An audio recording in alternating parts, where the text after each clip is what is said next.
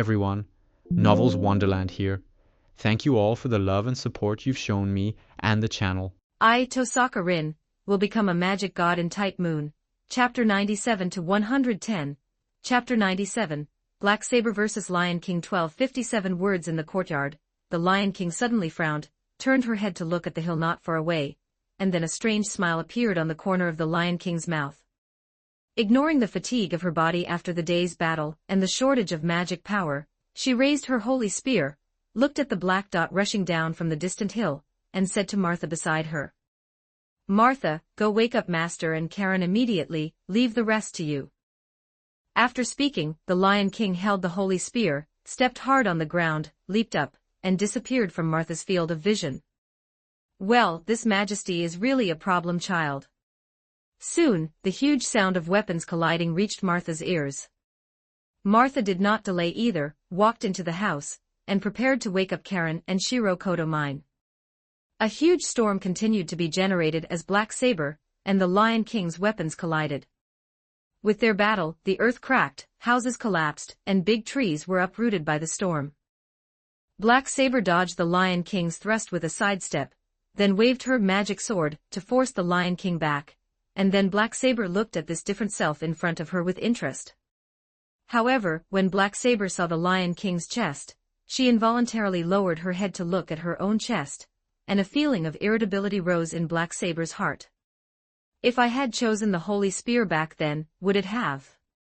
Facing this self in front of her, the Lion King did not intend to show mercy. Seeing Black Saber inexplicably stunned, the Lion King, feeling it was a God-given opportunity, stabbed her spear directly at Black Saber's chest without hesitation. Black Saber, who noticed the change in airflow, came back to her senses. Looking at the holy spear stabbing straight at her chest, Black Saber was furious. "I'm flat enough already." A pitch-black magic power spewed out from Black Saber with her roar. At this moment, Black Saber possessed the near-infinite magic power provided by Shinji Mato. Facing the Lion King's provocation, Black Saber instantly activated Magic Burst, strengthening herself in all aspects. Then the strengthened Black Saber used her sword body to resist the Lion King's thrust, and then, using this force, did a flip and pulled away from the Lion King. As soon as she landed, Black Saber stepped hard, a huge sonic boom cloud appeared, and Black Saber slashed at the Lion King with her sword. "Go to hell.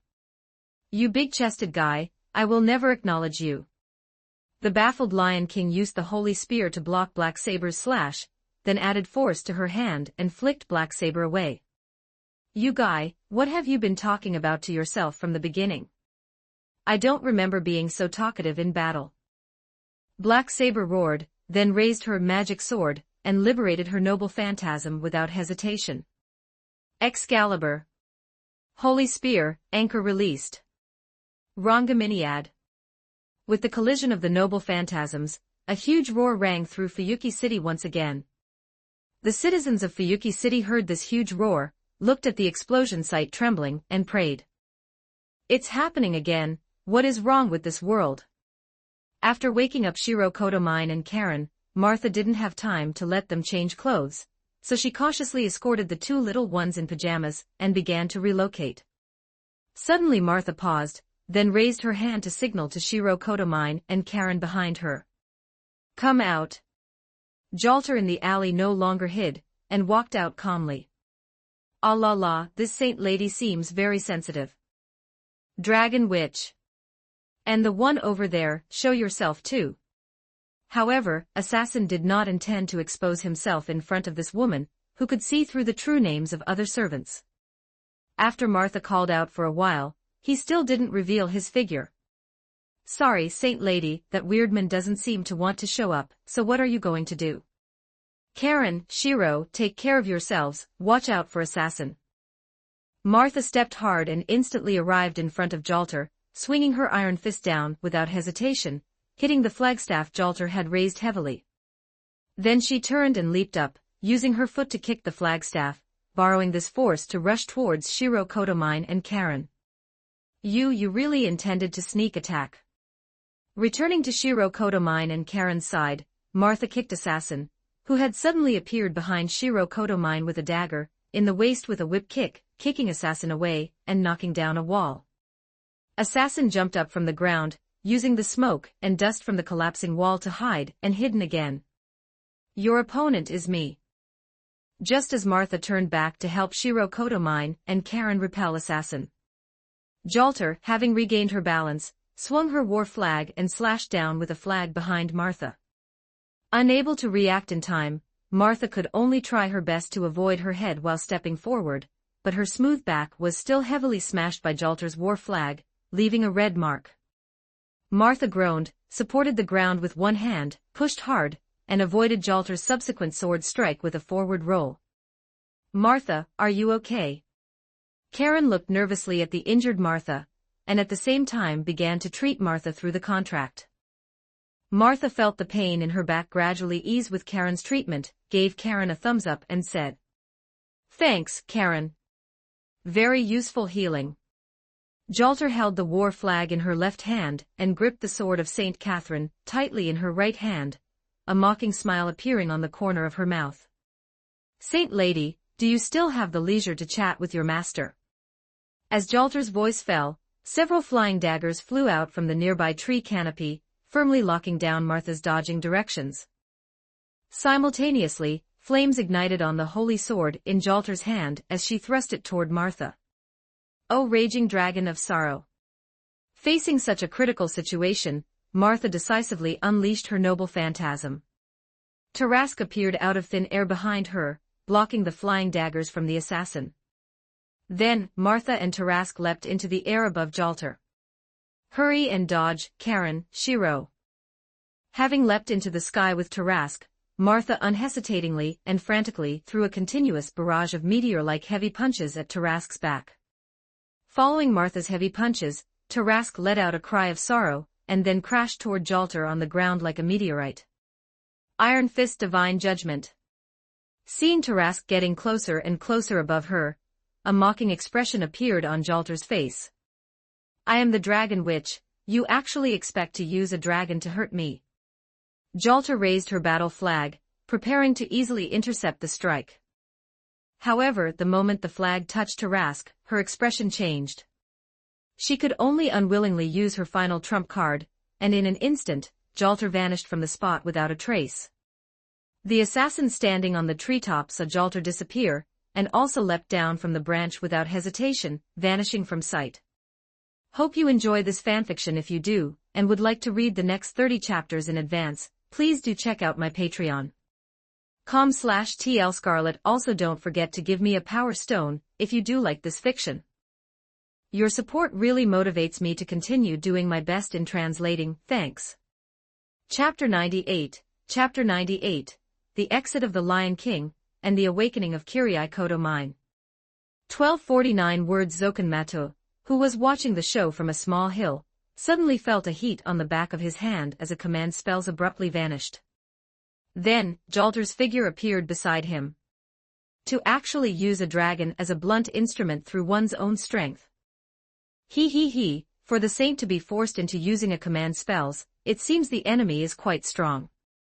But does the saint still believe that my brand new command spells are worthless? Jalter turned her head, and looking at the smug Zokanmato, couldn't help but spit at him. You old fogey. Are the preparations for my legion summoning ready? I must slaughter that lapdog of God. Saint, there is no need to rush. Some conditions are still lacking, so please wait patiently. When the time comes, you will surely be able to summon your invincible dragon legion. Are we just going to let them go this time? Of course not. Look, Saint, Jalter looked in the direction Zokanmato pointed and saw the Lion King kneeling on the ground, her abdomen pierced by Black Saber's demonic sword, clutching a wound that was already beginning to turn black in pain. Out of magical energy. Shiro Kotomine's magical energy had already been nearly exhausted during the day by the Lion King's repeated noble phantasm releases.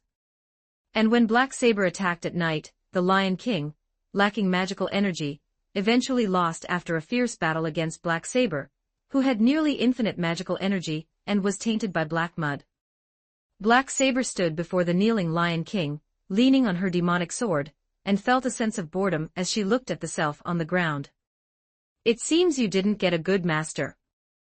Well then, goodbye. Looking at the silent Lion King before her, Black Saber slowly raised her demonic sword, preparing to deliver the final blow. At that moment, Zokenmeta's lower body transformed into insects, and he flew rapidly from the sky toward Black Saber. Please stop. Black Saber glanced sideways at Zokenmetu in midair. Unwilling to let another version of herself be used by such a disgusting fellow, she slashed down without hesitation.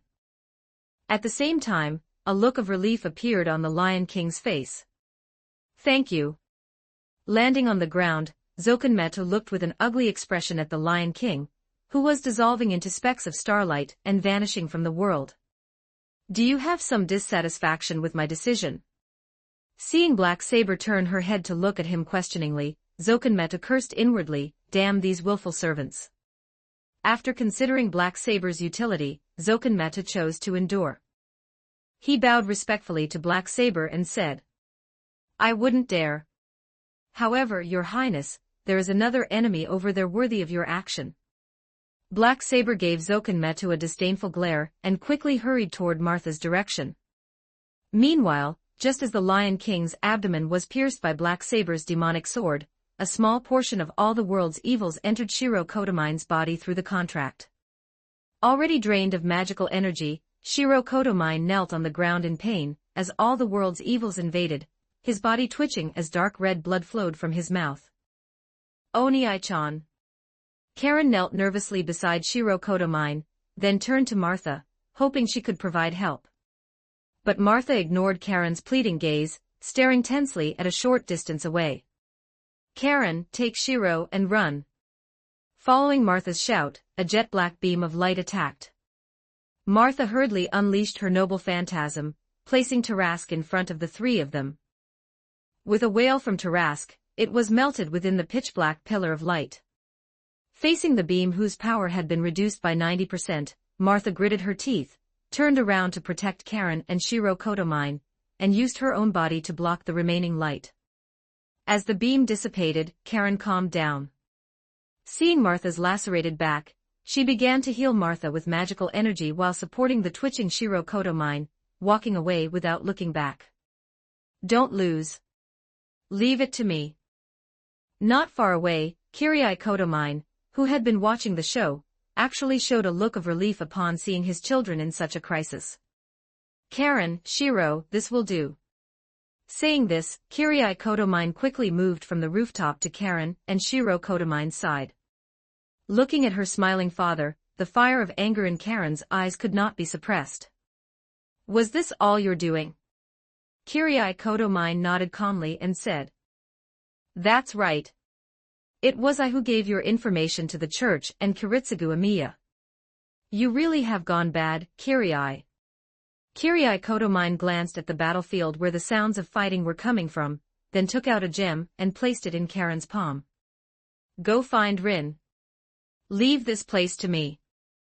Saying this, Kirai Kotomine clutched his heart, which was filled with a sense of fulfillment, a hint of a joyful expression appearing on his face.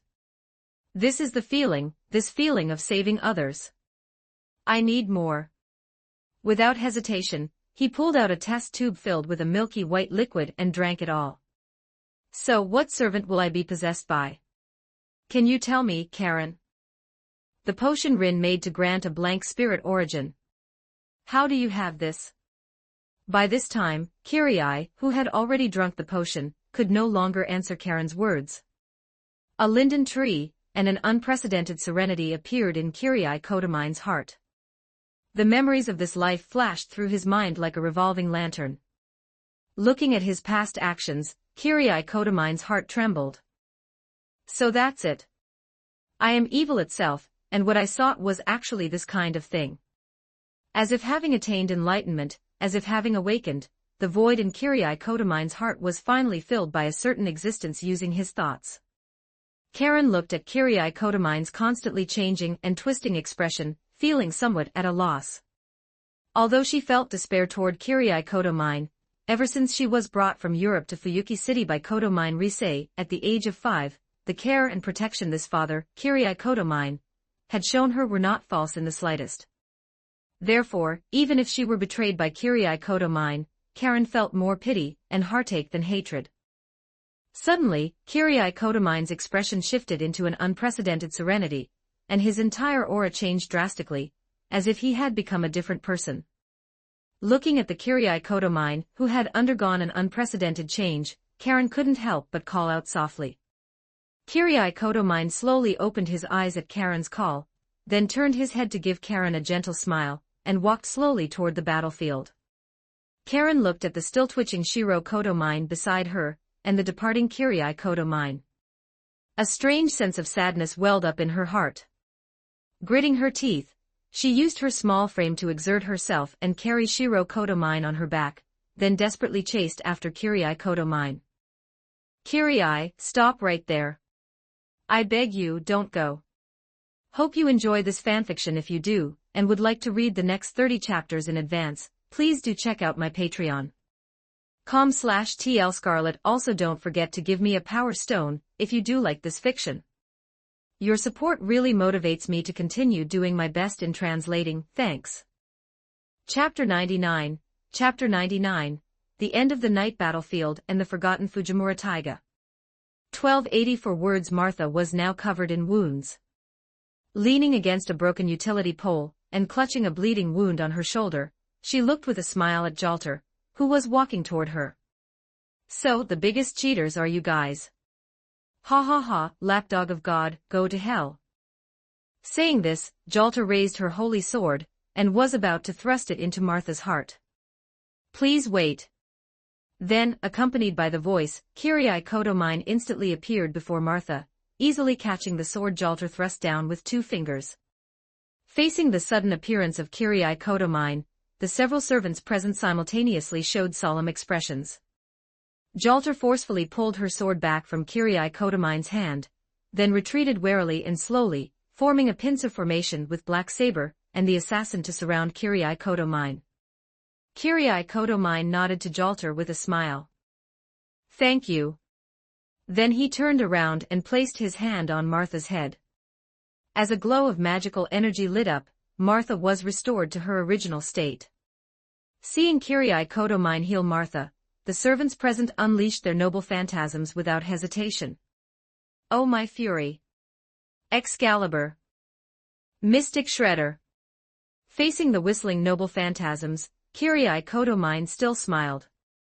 A halo appeared behind him, and then infinite light emanated from the halo, blocking the opposing noble phantasms. Everything ends tonight. Who agrees? Who objects? I object. Excalibur. Oh my fury. How could Jalter and Black Saber be easily intimidated by some unknown fellow? With their nearly infinite magical energy, they unhesitatingly bombarded him with noble phantasms. Raging fire, carrying endless black light, continuously collided with Kirai Kotomine's halo. After several noble phantasm collisions, cold sweat began to appear on Kirai Kotomine's temples. It was at this moment that Karen arrived at the battlefield, out of breath and carrying Shiro Kotomine on her back. Shinji Mato, who had been observing the outside world through Black Saber, finally saw the companion he had been longing for these past few days. Seeing Karen trembling, gasping for breath, and covered in scratches, Shinji Mato let out a startled cry. Karen, Shiro. Unfortunately, no one present could hear the call Shinji Mato made. Karen, Shiro. Let me do one last thing for you. Then, disregarding the pain of returning to hell, Shinji Mato resolutely returned his consciousness to his original body. Feeling severe pain and weakness, Shinji gritted his teeth, and raised his arm, calling out to the command spells. By the power of the command spells. Saber, help. At this time, Zokanmeta's insects nearby also noticed something was wrong. Several insects quickly flew to Shinji's side, and thrust their mouthparts deep into Shinji Mata's skull. Feeling a part of his brain being crushed by the insects' mouthparts, Shinji Mata let out a final cry. Live on with my share. As Shinji Mata's brain lobes were sliced and consumed by the insects' mouthparts, the light in Shinji Mata's eyes vanished forever. Black Saber, who was continuously firing off her noble phantasm, suddenly stiffened. She aimed the demonic sword in her hand at Jalter and swung it with a roar. Jalter was startled and dodged Black Saber's noble phantasm in a disheveled manner, shouting angrily at Black Saber. "What are you doing?" Black Saber, looking furious, swung her demonic sword and continuously fired off light beams at Jalter and the assassin, spitting out 2 words through gritted teeth, command spells. Kyrie Kotomine and Martha looked at each other and simultaneously moved to Karen's side. Kyrie Kotomine took the Shiro on Karen's back, while Martha picked up Karen, and they quickly retreated from the battlefield. Not long after, Malian Solomon, who had arrived in a hurry with reinforcements, looked in surprise at Fujimura Taiga, who was being held by Litz and scratching about. "This is the target. Didn't you say it was a pair of teenagers?" Fujimura Taiga, who had been forgotten in the old mansion, was already feeling depressed. Hearing Malian Solomon's words, she shouted angrily. "You guy, open your eyes and take a good look. Am I not a young girl?" Malian Solomon walked up to Fujimura Taiga, who was being held in the air, reached out to pinch her face, and then shook his head. "You're older than my grandmother. Let me down, I want to duel him." Malian Solomon ignored Fujimura Taiga, who was constantly making a fuss in Litz's hands. After getting a sense of the situation from the people around him, he went to Litz's side and tapped a finger on Fujimura Taiga's head to hypnotize her. "Litz, what should we do with this one?" Litz grinned at Malian Solomon, who was quite interested in Fujimura Taiga, and tossed her into Malian Solomon's arms with a throw. "You take her. This person should be a friend or teacher of the target, but their relationship probably isn't great, otherwise she wouldn't have been forgotten. She's useless anyway, take her and play with her." Malian Solomon looked at Fujimura Taiga in his arms, and reached out to pinch her face again. "Truly older than my grandmother." The group that escaped from the battlefield had now rushed to the Tohsaka annex without stopping. And just as they arrived at the annex, the effect of Kyrie Kotomine's potion wore off. Instantly, a large number of cracks appeared on Kyrie Kotomine's body, and blood gushed out like a burst water pipe. How tragic! Rin had known of their arrival long before they entered the courtyard. She was now standing at the entrance of the Western-style building, shaking her head as she looked at Kyrie Kotomine, who had turned into a bloody mess.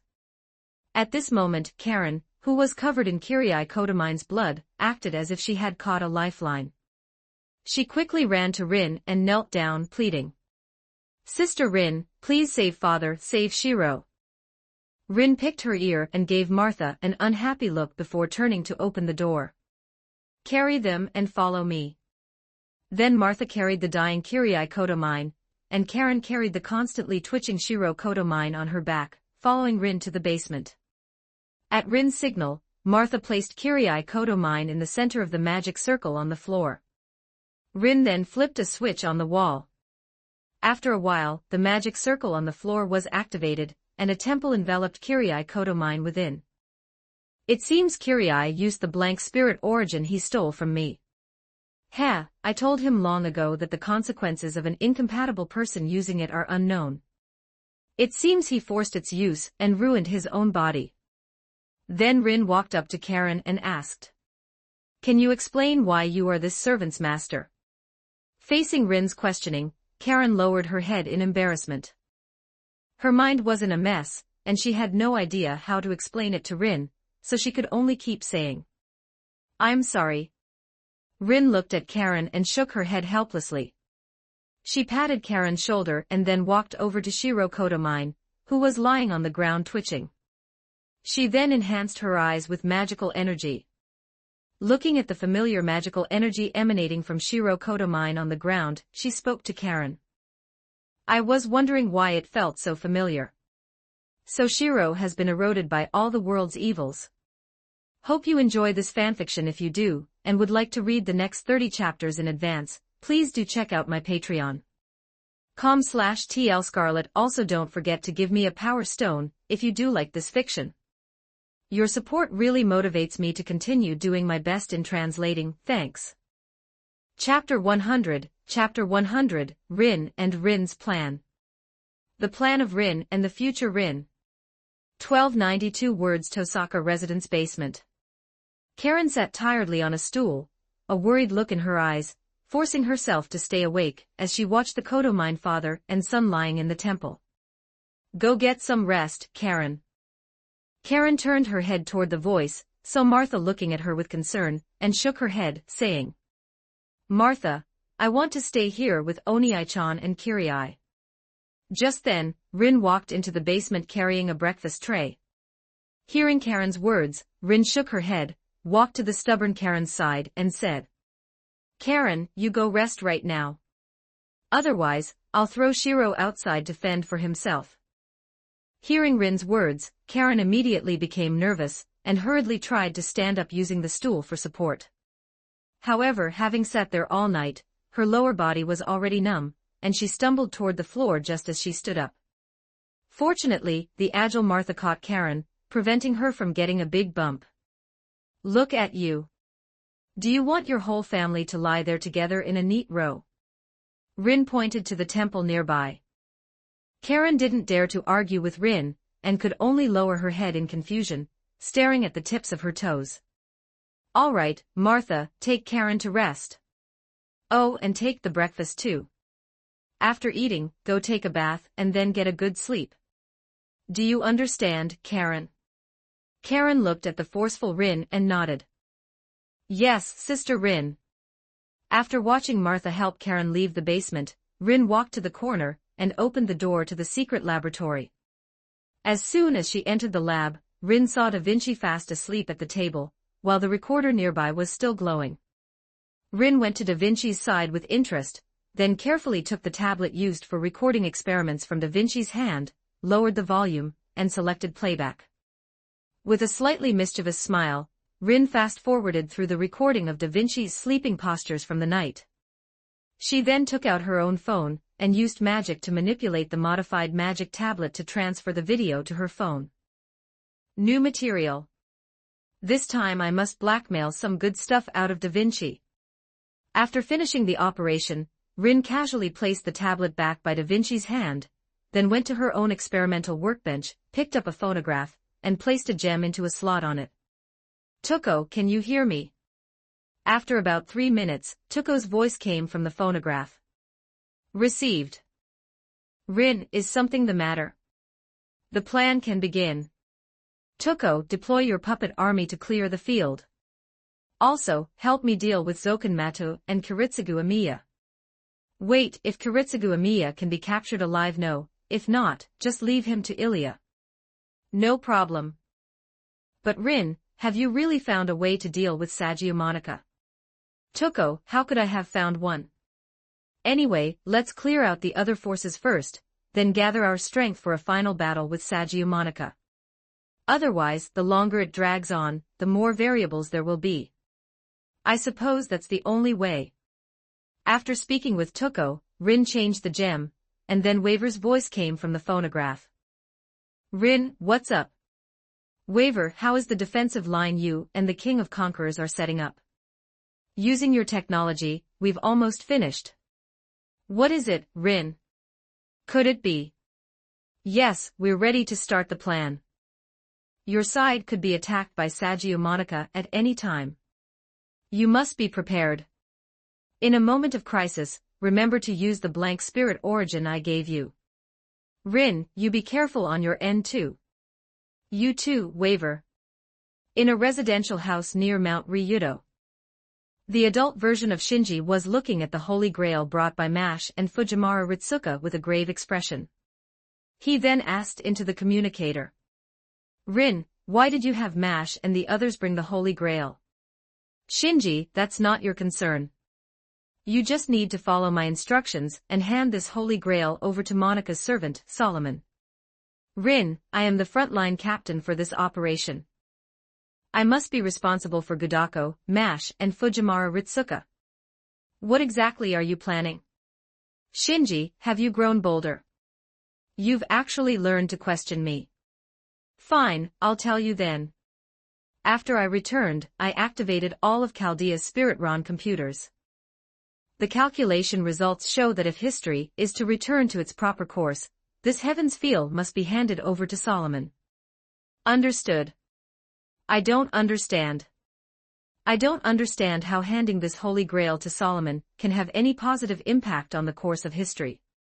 Isn't Solomon our enemy? Rin, on the other end of the communicator, seemed a bit annoyed by adult Shinji's questioning. Shinji Mato. I am issuing an order in my capacity as the director of Chaldea. Follow the arrangement. Or else you can get lost. Facing Rin's overbearing pressure, the adult Shinji was stunned. Just as he was about to continue questioning, Gudako and Mash pulled at his clothes. Adult Shinji turned his head, saw Gudako and Mash shaking their heads at him, hesitated for a moment, and spoke into the communicator. Yes, I will follow the arrangement. Then, adult Shinji hung up the communicator, feeling somewhat dejected. Gudako, standing nearby, patted her chest in relief, and said to adult Shinji. Uncle Shinji, it's a good thing you didn't keep talking back to Master. Master was really angry just now. I was afraid she'd suddenly teleport over and give you a beating. Adult Shinji was stunned. Thinking of the Rin who had become increasingly mysterious over the years, and her explosive temper, he couldn't help but swallow hard. Thanks, Gudako. Mash, seeing Fujiwara Ritsuka's confused face, walked to his side and explained in a low voice. Senpai, the director. A farm on the outskirts of Fuyuki City. Lorelei hung up the phone, stood up from the sofa, and then turned to instruct the butler. Butler, from now on, have the choir enter the highest level of combat readiness. At the same time, deploy the other magi to clear out all church personnel in this city. As you wish, my lady. After bowing respectfully to Lorelei, the butler turned and left Lorelei's room. Once the butler left, Lorelei walked to her bed and pulled out a suitcase from underneath. When she opened it, a dazzling array of mystic codes filled the entire case. Lorelei equipped the mystic codes onto herself one by one, and then slowly walked to the window. Watching the smoke rising in the distance, Lorelei clenched her fists in anger. Sagia Monica. The humiliation you gave me, I will definitely return it to you. The sewer outlet of Fuyuki City. Zokanmato with Black Saber and Jalter slowly entered the sewer. Once deep inside the sewer, Black Saber looked disdainfully at the pool of black mud in the sewage tank before her and said, Old man, this is your so-called hatchery. Zokanmato chuckled, turned his head, and spoke to the camera in a corner of the hatchery. Amiya, if you please, ho ho ho. As Zokanmato's voice fell, a sewage outlet next to the black mud pool was opened, and a large amount of blood-containing magical energy began to pour into the pool filled with black mud.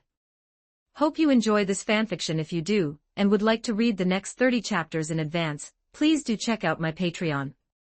com/TLScarlet. Also don't forget to give me a power stone, if you do like this fiction.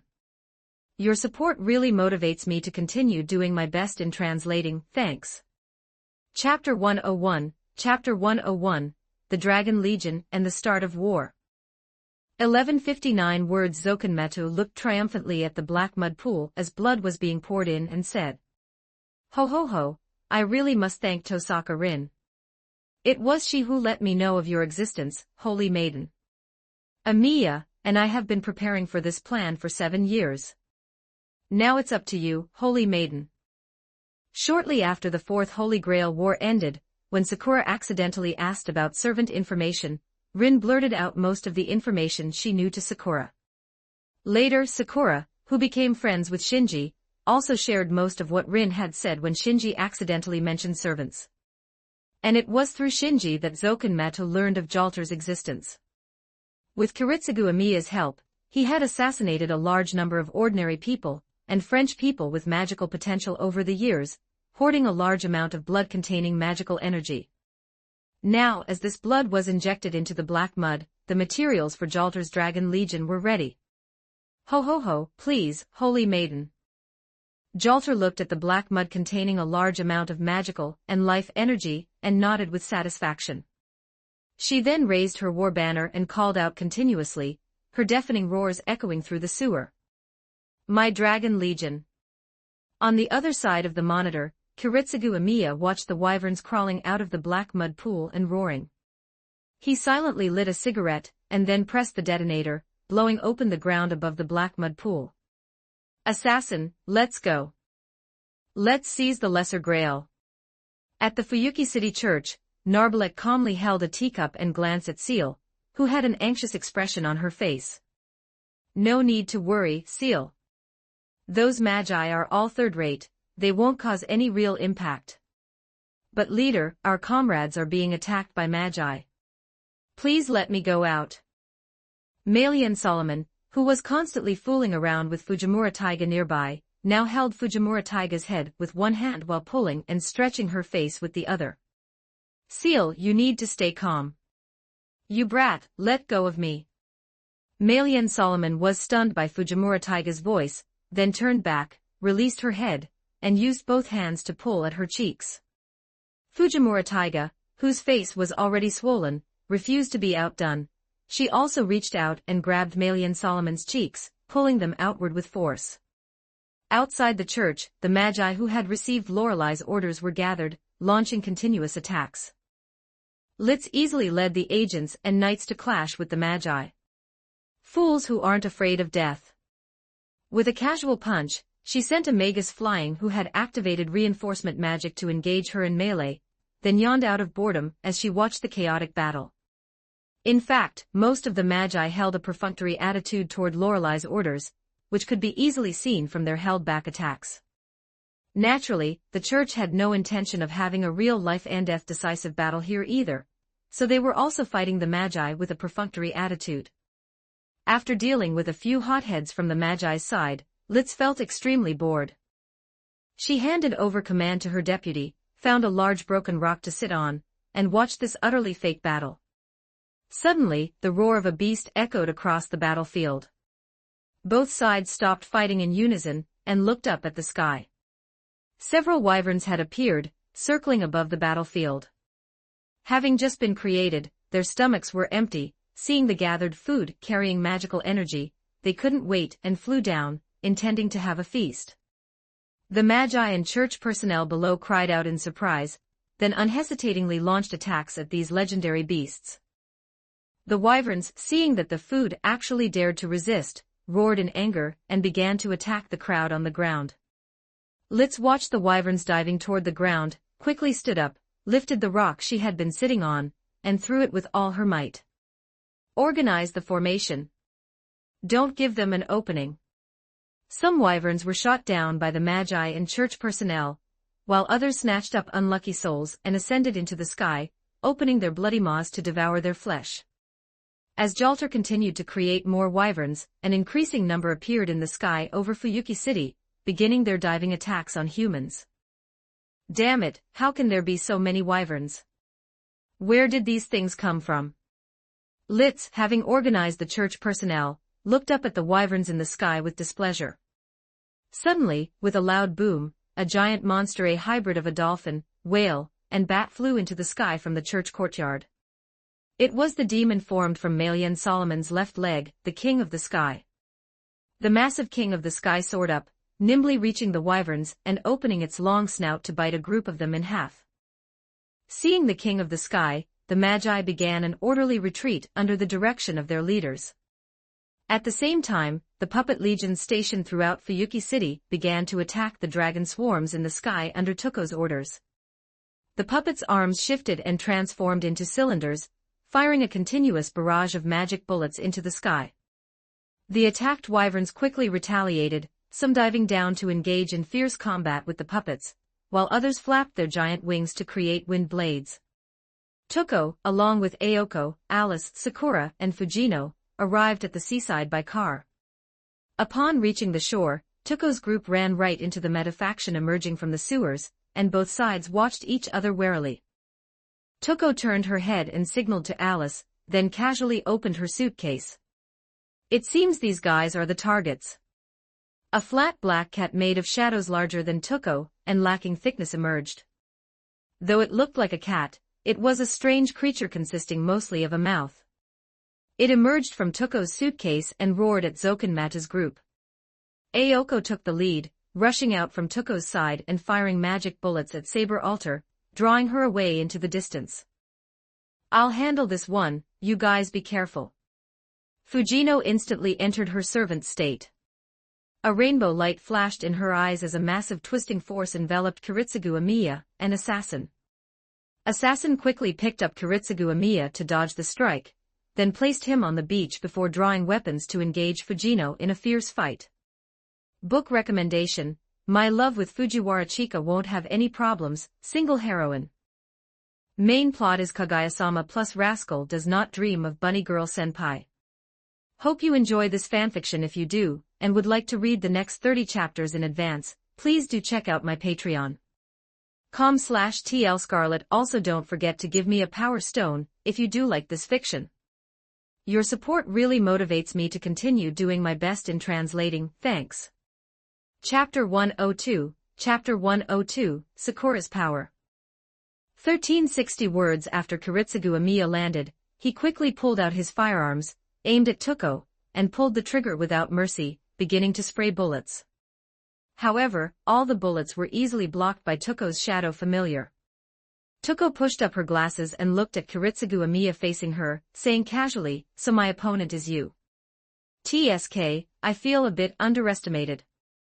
Zokenmeto leaned on his cane and walked calmly toward Alice and Sakura, who were currently casting spells by the sea. He, Tohsaka Sakura, I'll give you a chance. As long as you come with me, I'll spare that witch over there. Sakura glanced at Alice, who could not move due to her casting. She took a breath, her expression becoming determined.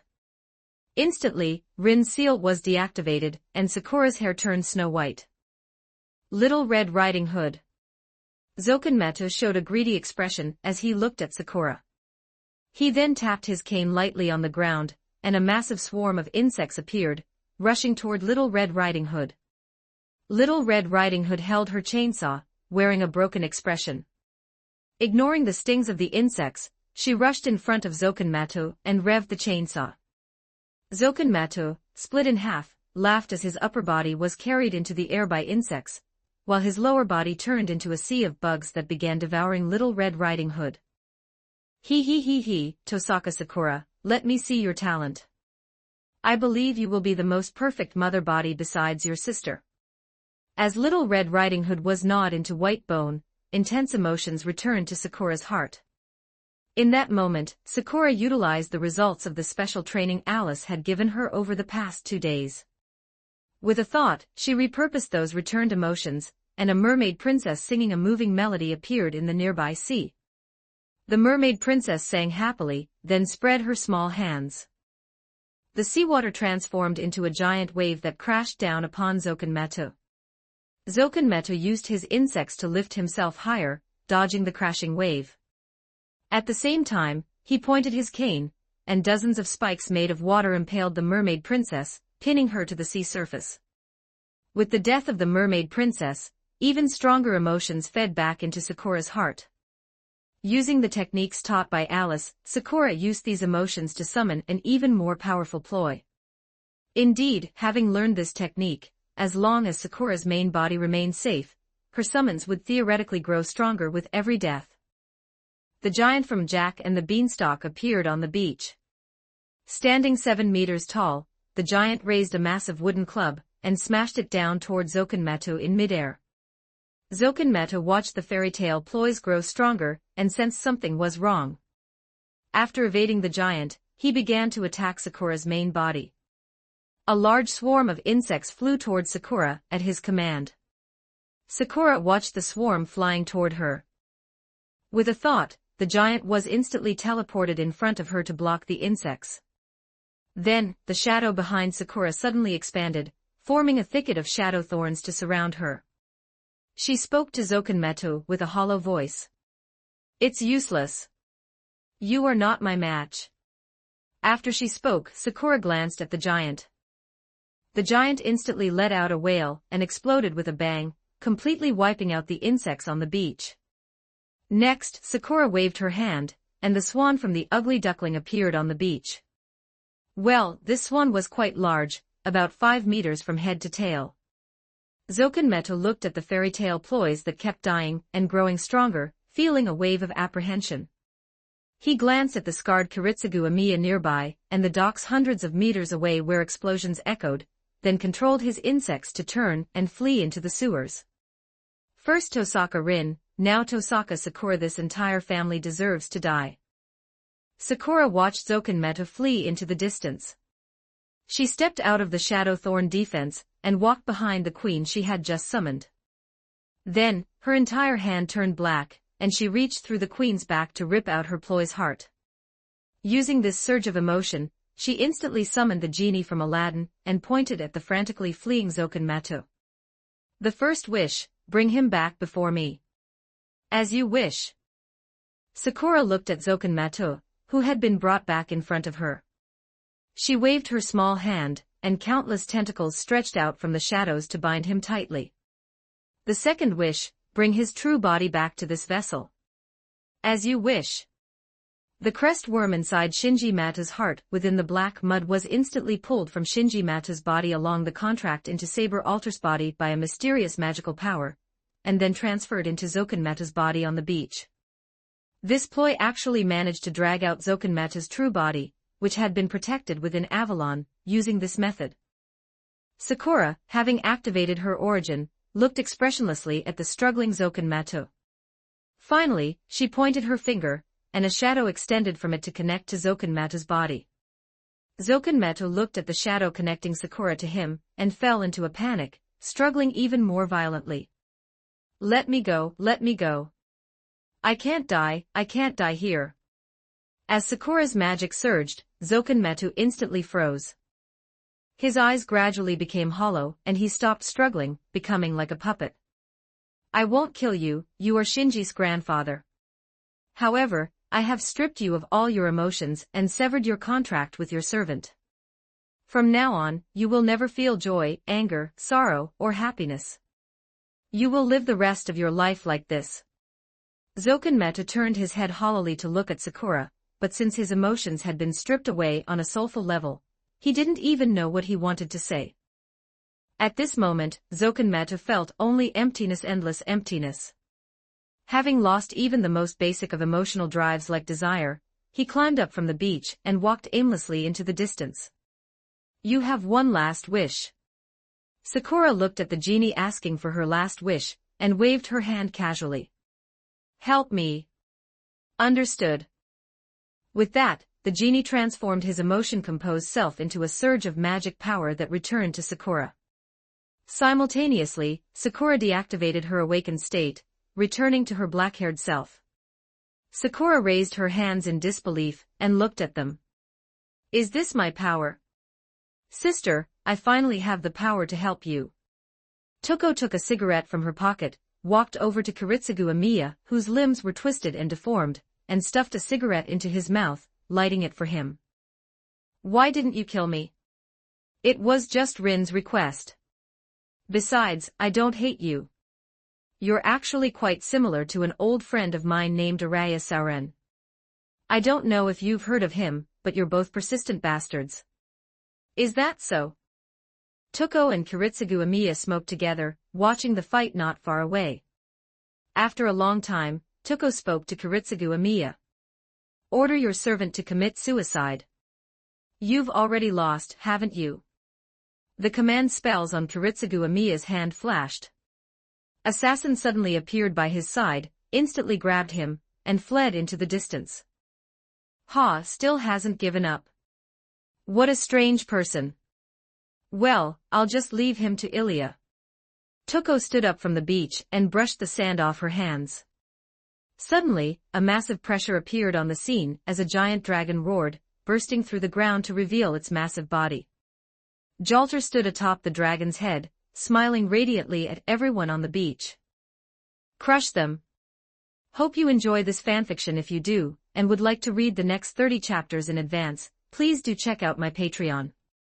com/TLScarlet. Also don't forget to give me a power stone, if you do like this fiction.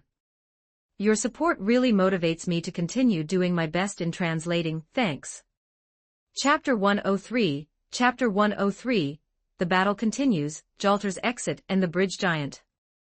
1250 words. Ayoko stared panting at Saber Altar in front of her. Taking advantage of the gap between Saber Altar's continuous noble phantasm releases, she wiped the sweat from her face. Damn it, is this servant a monster? Is her magical energy infinite? Excalibur. Is there no end to this? Black light erupted once more from the demonic sword in Saber Altar's hand, and the surging magical energy swallowed Ayoko again. As the light dissipated, Ayoko appeared in the same spot completely unharmed. This scene had already played out countless times during their battle. Even the counterforce has shown up. I can't use time transfer anymore. The Saber Altar opposite her had no intention of paying her any mind. She raised her holy sword over her head once more, and a black pillar of light shot toward Ayoko again.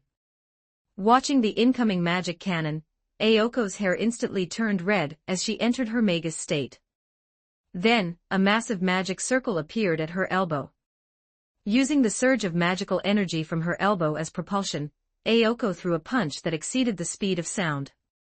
The moment the punch was thrown, it was covered in a layer of magic as Ayoko shouted, "Star Mine, Starbow." A burst of blue magic bullets flew from Ayoko's fist. This was her specialty technique, rocket launcher. Accompanied by Ayoko's roar, the magic bullets collided with the light cannon. Crystal may fly. Tuko, arriving at the battlefield where Ayoko and Black Saber were fighting, cursed under her breath as she saw Ayoko actually intending to clash head-on with Black Saber's noble phantasm. Then, Tuko leaped up, several tentacles composed of countless floating devices unfolding from her back. Several magic beams were fired from the tips of the tentacles, helping Ayoko's magic bullets clash against Black Saber's light cannon. As the saying goes, where there's smoke there's no damage. After the dust cleared, Ayoko and Tuko indeed appeared unharmed in Black Saber's line of sight. Another one has come. Excalibur. Ayoko glanced helplessly at Tuko, then leaped from her spot without hesitation to avoid the light cannon. Seeing Ayoko quickly dodge, Tuko shrugged nonchalantly. She then scattered the crystal mayfly devices on her back into countless tiny floating units, while she stood her ground, letting the light cannon hit her directly. This time, after the dust cleared again, Tuko's tattered corpse lay on the ground. What a fool, actually attacking Tuko as she pleases. Following Ayoko's remark, Tuko's body on the ground began to squirm. Then, a twisted, eldritch monster crawled out of Tuko's corpse. The monster instantly appeared before Black Saber, and countless tentacles extended from its body like a thicket of thorns, attacking her. Black Saber frowned at the monster attacking her. Mana flashed on her sword, and under the shroud of magic, her longsword transformed into a massive blade several meters long. With each swing, Black Saber continuously severed the tentacles lunging at her. Meanwhile, Ayoko certainly didn't stay idle, continuously firing blue magic bullets imbued with the fifth magic toward Black Saber. Assault Girl, you seem to be in danger. Dragon Witch. Just as Black Saber was about to be overwhelmed and entangled by the tentacles, Jalter suddenly appeared on the battlefield. She activated her innate ability, Dragon Witch, to strengthen Black Saber, who possessed the bloodline of the Red Dragon. The strengthened Black Saber easily tore off the tentacles wrapped around her wrists, and then leaped to Jalter's side. Cold-blooded woman, thanks. Assault Girl, the rest is up to you. That old waste has already been defeated, and our contract is broken. My time is running out, so let me give you one last hand. If you get the chance, avenge me against France. Black Saber looked solemnly at the already weakened Jalter and nodded. After seeing Black Saber nod, Jalter smiled brilliantly and leaped beside the eldritch monster summoned by Tuko, allowing the creature to entangle her. Then, Jalter's voice came clearly from within the tentacles. La Grandement du Haine. Just like La Pucelle, Jalter also activated her final noble phantasm at the cost of her own existence. Come, shout in hell.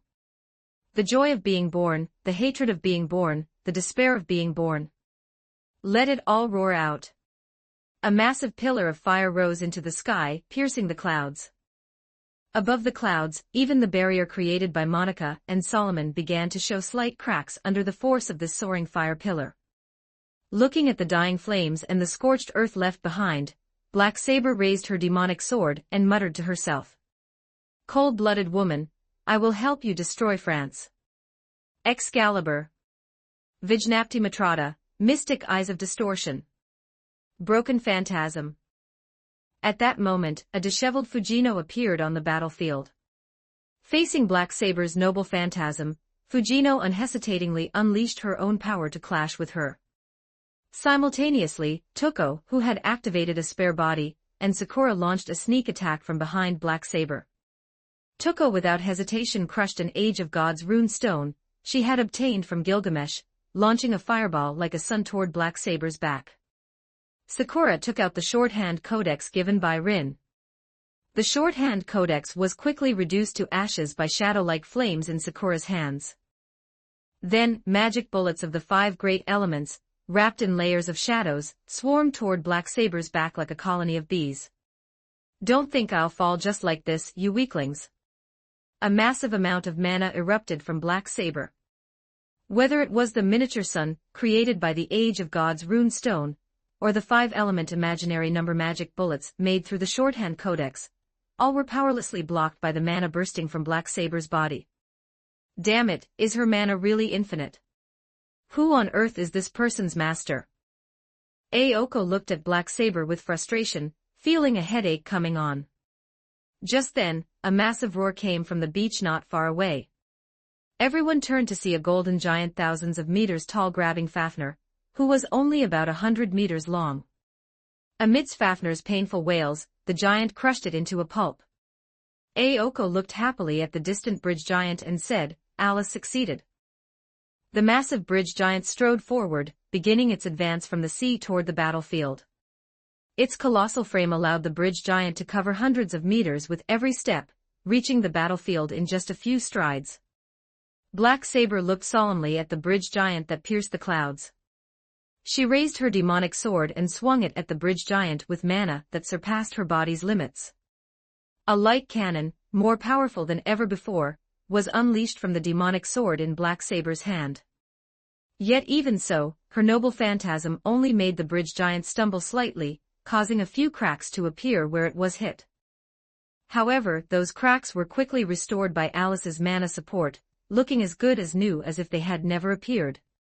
Seeing this, Black Saber clicked her tongue in frustration, unleashed her noble phantasm once more to sweep the battlefield, and then retreated before anyone could react. Hope you enjoy this fanfiction. If you do, and would like to read the next 30 chapters in advance, please do check out my Patreon. com/TLScarlet. Also don't forget to give me a power stone, if you do like this fiction. Your support really motivates me to continue doing my best in translating, thanks. Chapter 104, Chapter 104, The Precarious Defense Line and Monica's Raid. 1194 words. As Black Saber retreated from the seaside battlefield, Alice, with the help of the others to replenish her mana, began to control the thousands of meters tall bridge giant toward the sea, preparing to open a gap in the barrier over the ocean first. Except for Alice, the others took the opportunity to rest. Just then, Toko's expression changed, and she stood up tensely, looking at the resting crowd. Rin has discovered Sagiyo Monica's trail, and notified us to rush to Mount Ryudo as quickly as possible. Although I know everyone is exhausted, we must head to Mount Ryudo immediately. The defense line there is now in a precarious state. Then Toko turned to Alice and continued, Alice, you stay here and control the bridge giant to break the barrier. Alice calmly nodded to Toko and agreed. Everyone, let's set out. While the group was hurriedly making their way to Mount Ryudo, Archer suddenly whispered to Sakura. Master, next time can you please not make me tie down that kind of monster alone? Clearly, Archer still felt lingering fear from Sakura's recent order to use his reality marble to entangle Fafnir. Having left the battlefield, Black Saber was currently following the guidance in her heart, also heading toward Mount Ryudo at full speed, as if something there was calling out to her. Arriving at the foot of Mount Ryudo, Black Saber quickly discovered the person guiding her, Sagiyo Monica. Monica also noticed Black Saber's arrival. She turned around with a giggle and skipped over to Black Saber's side. Under Black Saber's wary gaze, she took her hand. Artoria, do you want to become even stronger? As Monica spoke, Black Saber felt an unprecedentedly powerful mana continuously strengthening her from the small hand Monica was holding. For a Black Saber who only pursued power and junk food, Monica seemed to be her ideal partner. Would you like to come with me? Black Saber clenched her now stronger fists in disbelief, and nodded to Monica, following the feeling in her heart. Monica gave Black Saber a giggling hug, conducting even stronger magical energy into Black Saber's body. At the same time, Black Saber felt another contract connect to her, its level far exceeding the one brought by the Holy Grail. Simultaneously, a continuous stream of primal energy from the Age of Gods kept entering her body, constantly increasing her strength. After completing the new contract, Monica extended her jade-like finger and pointed toward Mount Ryudo. Please clear out all the enemies on this mountain. Having obtained unprecedented power, Black Saber nodded readily. At this moment, she also wanted to know just how much stronger she had become. Deep within the ruins of the Hanging Gardens on Mount Ryudo, Waver listened anxiously to the report from the King of Conqueror's subordinate, then turned to ask the gramophone-like communicator beside him. How much longer? We're about to reach our limit. I'll be there soon. In Rin's estimation, the enemy would surely target the Holy Grail itself within the great cavern beneath Mount Ryudo. Thus, she had arranged for the King of Conquerors and Waver to arrive at Mount Ryudo early with brand new equipment. Through Da Vinci's devices, the King of Conquerors' army of the king no longer needed to rely on an reality marble. Instead, it could directly draw magical energy from the ley lines, appearing in the physical world as earthbound spirits, much like Kojiro in the original story. Originally, the army of the king, equipped with noble phantasms provided by Gilgamesh, should have been theoretically sufficient to handle most enemies. However, with the arrival of Monica and a large group of strange, Age of Gods magi, even the army of the king, despite being equipped with noble phantasms, was in a precarious position under the assault of these magi. For Lady Monica. On the Mount Ryudo defensive line, dozens of strange magi were fanatically shouting slogans, launching round after round of attacks against the army of the king. The commander of these magi, Dr. Heartless, wore an unprecedented smile as he watched his subordinates unleash one Age of Gods spell after another. But suddenly, Dr. Heartless frowned and muttered to himself. No, this isn't perfect. These guys aren't complete yet, they're just failures. The reason Dr. Heartless said this was that these individuals were only able to use Age of Gods magecraft because Monica had used some sort of magecraft to forcibly connect them to the reverse side of the world. The price for this connection was assimilation. Now, with their continuous spell casting, one could vaguely see that these magi were gradually distorting. Perhaps before long, they would be dragged into the reverse side of the world and become some kind of illusory conceptual existence. But how could these guys, who were originally third-rate magi, know about the changes in their bodies? Ever since they betrayed Bartholomew and the Mages' Association to follow Monica, they had been suddenly granted immense power. Now their heads were clouded by this strength, and they had long since regarded Monica's orders as absolute. Consequently, they were completely oblivious to the changes occurring within themselves. Beside them, Solomon snapped his fingers with a hollow expression. A massive pillar of fire mixed with lava then swallowed a large group of the King of Conquerors' soldiers. Seeing this opportunity, the Magi began to use their various abilities to break through the defensive line via this gap. The defensive line soon collapsed. Looking at the ruins of the Hanging Gardens within reach, the Magi couldn't help but cheer, looking forward to receiving even greater power from Monica after completing her instructions. Excalibur. Suddenly, a soaring beam of black light, accompanied by Black Saber's roar, swallowed the expectant Magi.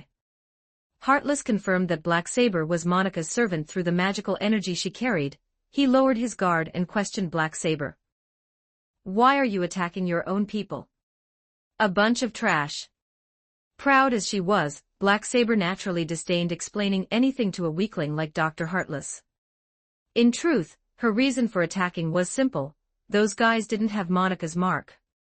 Having been ordered by Monica to eliminate all enemies on the mountain, Black Saber naturally defined the Magi without marks as enemies. Heartless hadn't possessed a mark placed by Monica, he too would have met his end just now. At that moment, Monica walked over slowly with Ngramenu, greeted them happily, and said, "Artoria is right, they were just a bunch of trash.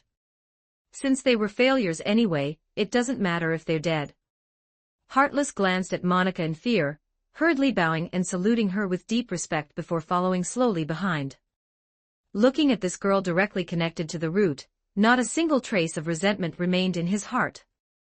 Hope you enjoy this fanfiction. If you do, and would like to read the next 30 chapters in advance, please do check out my Patreon.com/TLScarlet. Also don't forget to give me a power stone, if you do like this fiction. Your support really motivates me to continue doing my best in translating. Thanks. Chapter 105, Chapter 105, The King of Conquerors and Black Saber, Chaldea in Action. 1299 words. Your Majesty, they've entered. The King of Conquerors rubbed his chin, asking Waver beside him with a furrowed brow. Has the little miss and her group not arrived yet? Waver shook his head helplessly. They were intercepted by unknown Magi on the way. Rin has already dispatched some servants ahead to support us, but it will still take a while for them to arrive. Ah la la, this really is tense. But to think that even though the little miss helped me convince the King of Heroes to lend some noble phantasms to my legion, we're still no match for these guys. Waver watched the laughing King of Conquerors, sensing a hint of helplessness in his laughter. Black Saber took the lead into the ruins of the Hanging Gardens, black-purple magical energy constantly rising from her body. The demonic sword in her hand was also enveloped in thick magical energy, becoming a 5-meter-long giant sword. Black Saber swiftly swung her demonic sword, dealing with the soldiers in the corridor. Then, she raised the sword and unleashed its noble phantasm, annihilating all the magical traps in the passage. Monica and the others followed slowly through the path cleared by Black Saber, arriving at the main hall. Upon entering the hall, Monica and her group saw the King of Conquerors and Grey engaged in a fierce battle with Black Saber. Holding his short sword to parry Black Saber's demonic sword, the King of Conquerors spoke to her with a look of nostalgia. "It seems we were opponents in the last Holy Grail War, weren't we?" As a blackened version of Saber summoned by Shinji using Kiritsugu Amiya's command spells from the previous war, Black Saber naturally possessed the memories of that conflict. Facing the words of her old rival, she sneered dismissively. "Don't mistake me for that weakling." As Black Saber spoke, the magical energy on the demonic sword surged, making it even heavier. The King of Conquerors struggled even more. Facing the increasingly heavy demonic sword, the already straining King of Conquerors was forced to roll away to dodge the downward slash. Meanwhile, Grey, who had been kicked in the stomach and sent flying earlier in the battle, slowly stood up. Raising the scythe transformed from the Holy Lance, she quickly moved to Black Saber's side. Taking advantage of the moment Black Saber's sword struck the ground, she swiftly swung the scythe toward her neck. Black Saber released one hand from her sword and easily blocked Grey's slash with the gauntlet on her arm. "You puppet created by Morgan, get lost." Black Saber let out a roar, grabbed the scythe with a backhand, and flung Grey weapon and all away. Monica watched Black Saber's heroic performance and nodded in satisfaction. She then waved to Solomon on the side, signaling him to join the battlefield, before taking Ngramenu through the hall toward the depths of the ruins. Waver, staring intently at Solomon, who was gathering magecraft on his hands and preparing for action, shouted at the King of Conquerors. "Your Majesty, Saggio Monica has broken through. Let's retreat." The King of Conquerors casually scooped up Grey, who had been besieging Black Saber with him, tossed her into Waver's arms and shouted, "Take this little girl and go first." Then, blocking a sword strike from Black Saber, the King of Conquerors roared at the still hesitant Waver. "This is the King's order." Seeing this, Waver bowed to the King of Conquerors with hot tears in his eyes, then activated the fortress permissions given by Rin, and disappeared from the hall via space magecraft. "Very clever. You realize that if you chose to retreat with them, no one would be able to stop my pursuit, right?" Ha ha ha ha, Saber. You still don't understand. Come, my army of the king. As yellow sand filled the sky, Black Saber arrived once again in that familiar sea of sand. Standing before the army of tens of thousands, the king of conquerors held his short sword high and shouted loudly. Saber, let us continue the battle from last time. This is the second half. The army behind the king of conquerors shouted in unison following his words. Black Saber smiled slightly at the corner of her mouth, raised her magic sword, and charged into the army in an instant. Ha ha ha ha, then come. But don't mistake me for that weakling from before. At this moment, no one noticed that Solomon, who had been drawn into the reality marble, had completely lost that hollow look in his eyes. He stood there, looking somewhat troubled, and simultaneously cast several magecrafts on himself. I've been dragged into an incredible mess. In a residential house at the foot of Mount Ryudo, the Chaldea group stood on the balcony, watching Mount Ryudo, from which roars and sounds of fighting kept coming. Fujiwara Ritsuka looked at Mash puzzled and asked. Mash, that was Sagiyo Monica just now, right? Why didn't we take the opportunity to finish her off? Isn't she our greatest enemy? Upon hearing Fujiwara Ritsuka's question, Gudako was so frightened that she immediately lunged at Fujiwara Ritsuka and covered his mouth. Are you trying to die? Shut up and don't mention that name. The overly nervous Gudako didn't notice that Fujiwara Ritsuka, whose mouth was covered, was letting out muffled groans and rolling his eyes back. Fortunately, Mash, who was to the side, reacted, instantly entered her servant form, and with some effort, pulled Gudako's hand away, releasing the gasping Fujiwara Ritsuka. Are you okay, senpai? Cough cough, Gudako, are you trying to kill me? Knowing she had made a mistake, Gudako stuck out her tongue sheepishly and looked at Fujiwara Ritsuka, who was being supported by Mash, with an apologetic expression. At this point, the mature version of Shinji walked behind Gudako and unhesitatingly smashed his fist onto her head. Idiot, you almost suffocated Fujiwara-kun just now. Pay attention. You have been turned into a saint by Rin. With your brute strength, even an average servant is no match for you. Gudako rubbed the bump that the mature Shinji had created on her head, carefully moved to Fujiwara Ritsuka's side, and kept apologizing to him. After Fujiwara Ritsuka recovered, Mash explained to him. Senpai, we cannot casually say that person's name. According to the calculations of the Spiritron computer, since she is connected to the root, and maintaining her personality, mentioning her name will cause her to perceive you, and then she will use the root to spy on everything about you. Then I just mentioned her name, what should I do? The mature Shinji looked at Fujiwara Ritsuka, and shook his head. In fact, the mature Shinji never understood why Rin would let this scatterbrain become the first candidate for Chaldea. It doesn't matter. Ever since that barrier opened, she should have already grasped everything in Fuyuki City. However, as long as Gudako is truly undetectable by her as Rin said, then there is no problem. Fujiwara Ritsuka finally patted his chest in relief, and let out a sigh. Is that so? That's great. All right, cheer up, everyone. We are ready to intervene in this period of history at any time. Everyone, remember, do not let Rin see us, understand? Then the mature Shinji raised the grail in his hand, and looked at the mountain, thinking to himself, do I really have to hand the grail to Solomon? Hope you enjoy this fanfiction. If you do, and would like to read the next 30 chapters in advance, please do check out my Patreon. com/TLScarlet. Also don't forget to give me a power stone, if you do like this fiction. Your support really motivates me to continue doing my best in translating, thanks. Chapter 106, Chapter 106, Beast 666 appears. Rin as Ishtar. 1335 words. Mount Ryudo Great Cavern. Monica slowly led Ingramenu to the Greater Grail. With a wave of her small hand, the black hole that Zokanmeto had only managed to open with great difficulty using black mud, command spells, and a noble phantasm appeared before Monica with ease. Watching the black mud pouring out from the black hole, Monica playfully caught some in her palm to examine it. After a while, perhaps having lost interest in the black mud, she flicked it away, and stepped into the black hole, leading Ngramenu with her. Upon entering the black hole, Monica discovered Shinji, who was under the protection of Avalon. However, Monica had no intention of paying any attention to Shinji, and simply said to Ngramenu, "Are you willing to do me a favor?"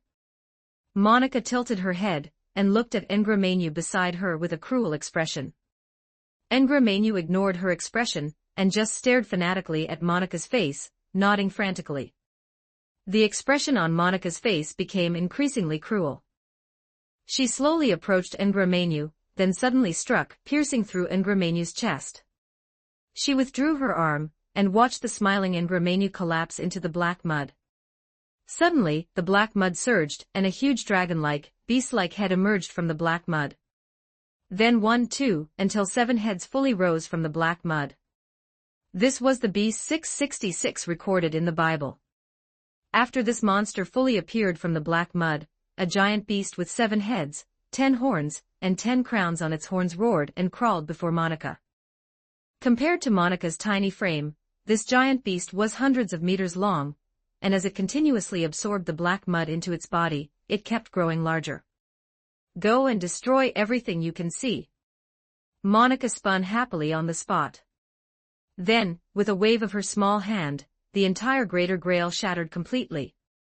The ley lines of Fuyuki City also began to run wild following Monica's action, and a massive earthquake instantly shattered the Fuyuki City of this different space. At the very moment the Greater Grail shattered, Beast 666, the beast of Revelation recorded in the Bible, appeared on the summit of Mount Ryudo. It spread its wings, which blotted out the sky and extended for thousands of meters, and let out a roar toward Fuyuki City, proclaiming its arrival. The Chaldea group at the foot of Mount Ryudo looked up at this massive beast 666, and couldn't help but swallow hard. Gudako, in particular, nervously clutched the mountain of light, and muttered to herself, "Am I really going to fight something like this later?" In downtown Fuyuki City, after reuniting with Tuko and the others, Rin felt the trembling of the earth, and then the massive beast 666 appeared on Mount Ryudo along with the earthquake. Rin casually punched down a magus who was blocking her way to Mount Ryudo, then turned around to look at the massive beast 666, her eyes full of shock. "Are you kidding me? How did Arthur defeat this thing?" Gilgamesh, who was on the side, also uncharacteristically did not gloat, but looked at the distant beast 666 with a solemn expression.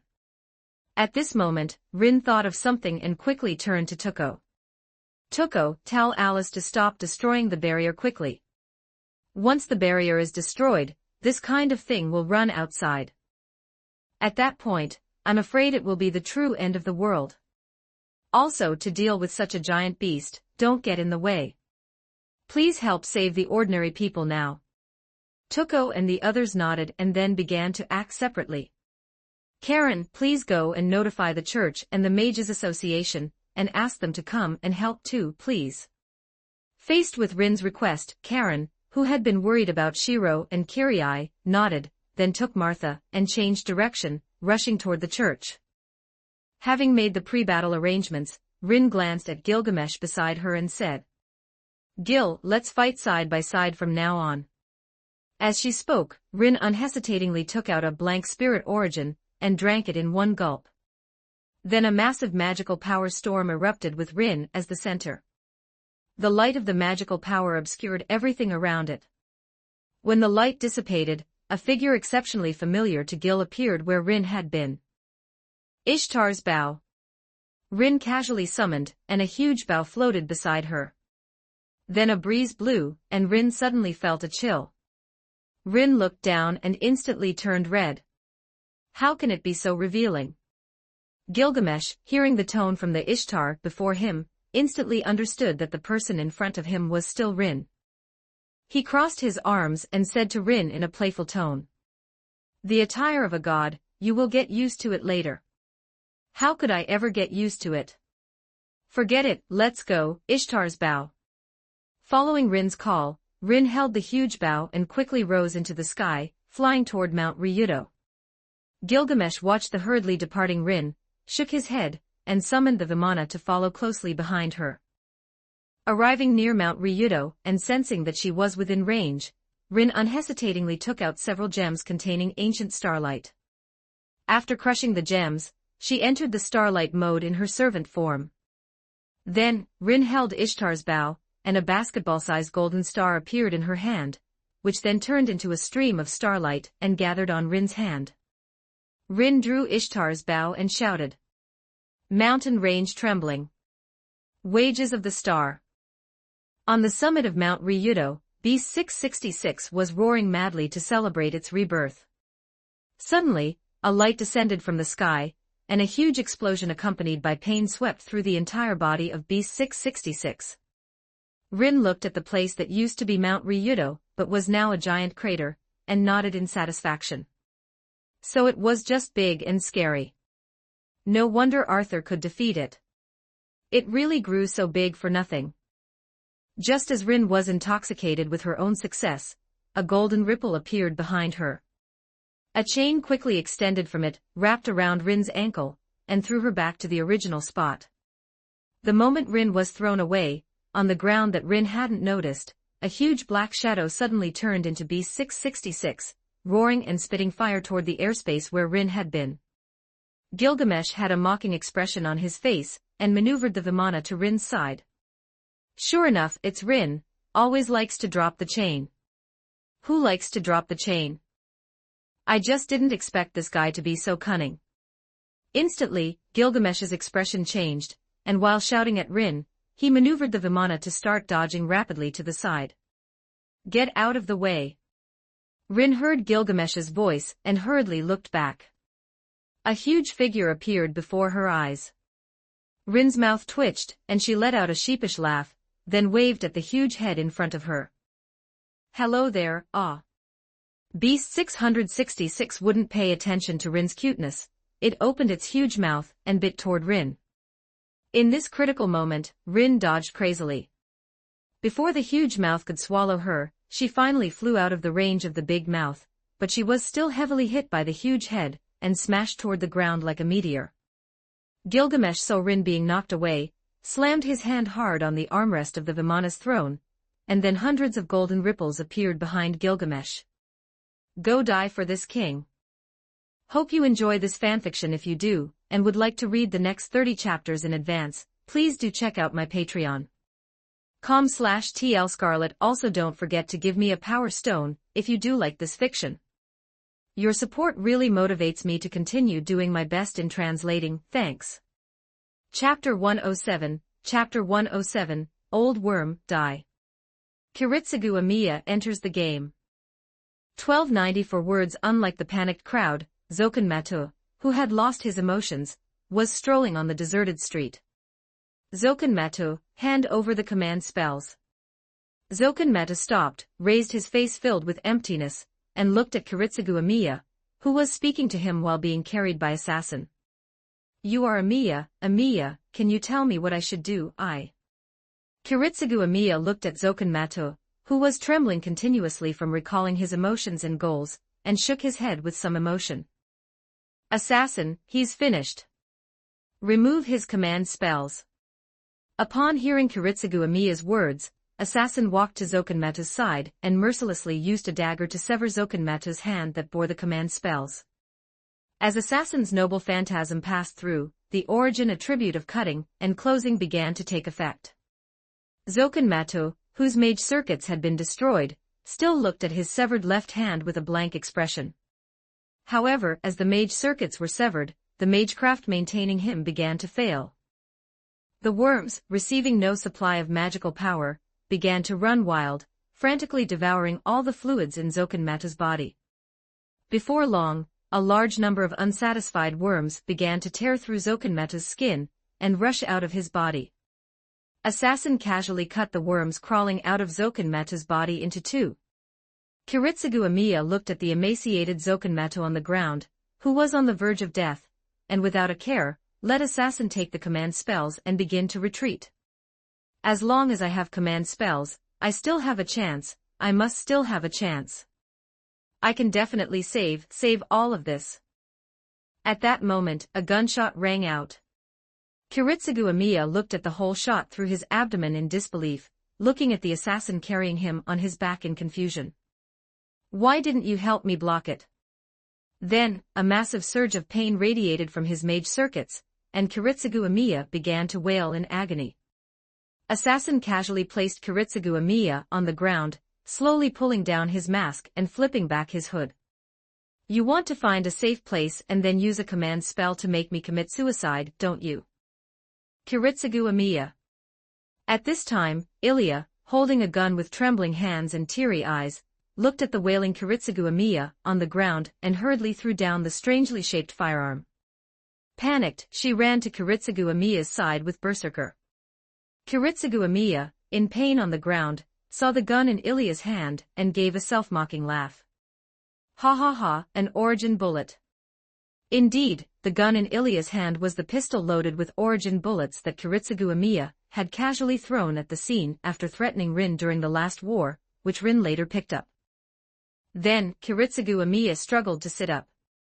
Looking at Assassin's face, which was exactly the same as his own when he was young, he asked excitedly. Assassin.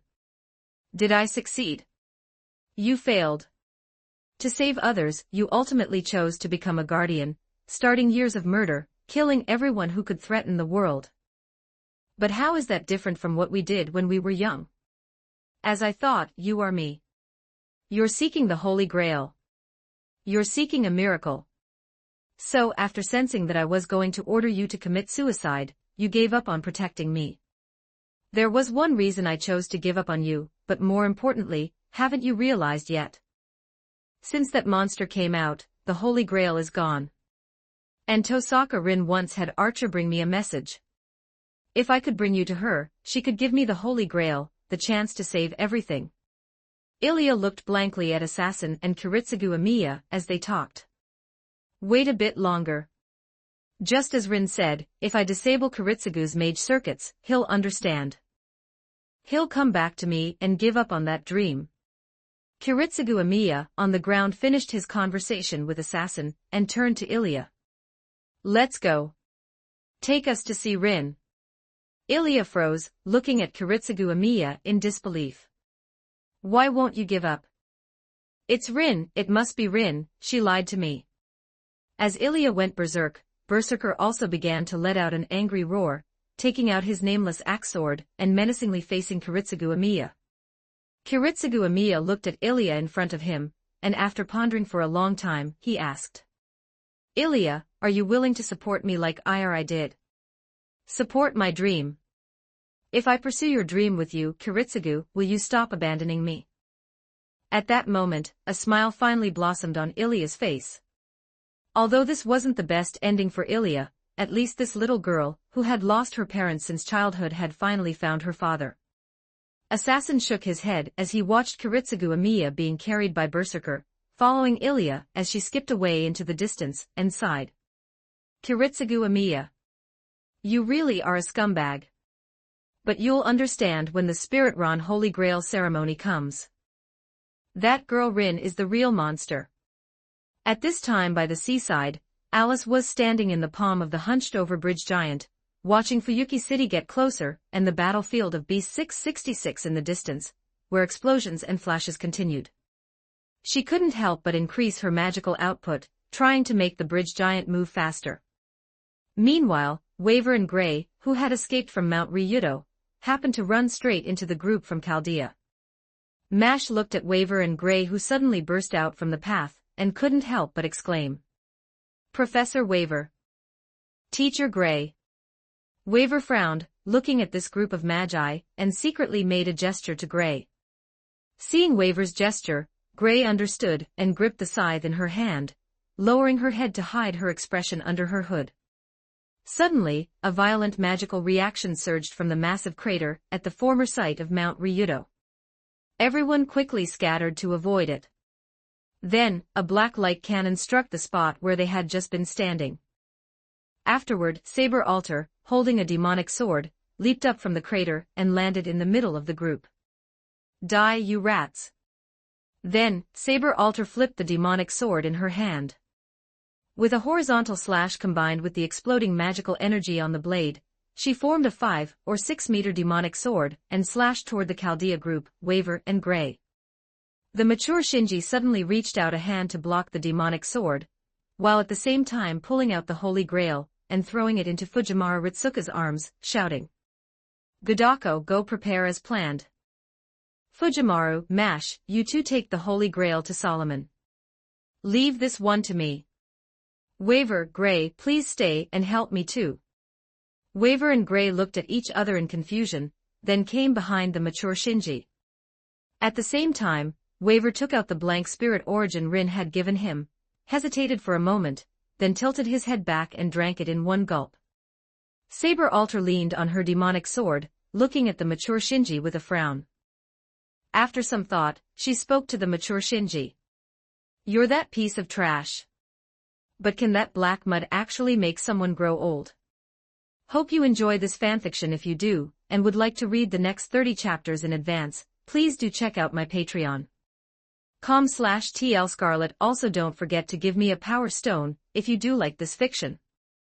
Your support really motivates me to continue doing my best in translating, thanks. Chapter 108. Chapter 108.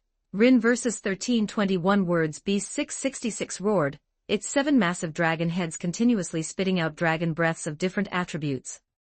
Gilgamesh was also more serious than ever, holding Ea in one hand, and waving the other, controlling the fully opened gate of Babylon, from which noble phantasms were constantly fired. Rin pushed away the rubble pressing down on her head, her face puffed out in anger as she opened a golden light gate. Then, Rin, who entered the light gate, instantly appeared in the sky. Next, a larger light gate appeared behind Rin. At the same time, the light wings on Rin's back began to extend into the light gate. With the help of the light gate behind her, Rin's light wings connected directly to the space outside Venus. Then, a steady stream of starlight was conducted to Rin through the light wings. Rin held the continuously gathering starlight in her hands in front of her chest, and a magic circle several hundred meters wide expanded in front of her. Ishtar's bow flew in front of Rin, and Rin also held onto Ishtar's bow, turning the gathered starlight into a giant arrow.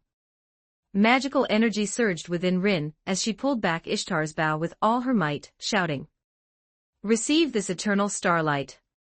Spear of Venus." The starlight, turned into an arrow, began to accelerate with the help of Rin's magic and the amplification of Ishtar's bow. In the blink of an eye it struck Beast 666, which was currently fighting with Gilgamesh. The arrow easily pierced through Beast 660 SIX's hard scales. Then, the arrow that entered Beast 660 SIX's chest began to twist, subsequently turning into an endless light of destruction. A huge hole appeared in front of Beast 660 SIX's chest, causing the giant beast to let out a howl of pain. But that was all. Then, in almost less than the time it takes to drink a cup of tea, that 100-meter hole vanished without a trace with the help of the black mud pouring out from within Beast 666.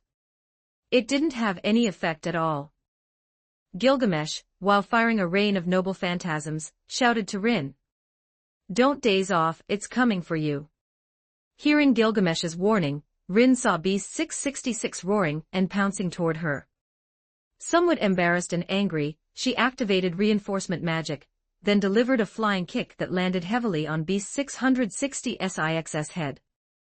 Then, Rin felt a massive force, and she flew out along with that force. Beast 660 SIX's main head shook, a bit dizzy from Rin's kick. Then it stared fixedly at Rin, who had stabilized herself high in the sky, and opened its mouth to spray a breath toward her. Rin angrily watched the black flames sweeping toward her. Not to be outdone, she expanded St. George's Sanctuary, and unleashed the Dragon King's Sigh to clash with Beast 660 SIX's breath. By the edge of the massive crater at the former site of Mount Ryudo, the mature Shinji continuously used his fists to clash with Saber Alter's demonic sword, being pushed back step by Saber Alter. "I didn't expect a piece of trash like you to have become quite a bit stronger." Saber Alter laughed, reaching out her other empty hand to switch to a two-handed grip on the sword.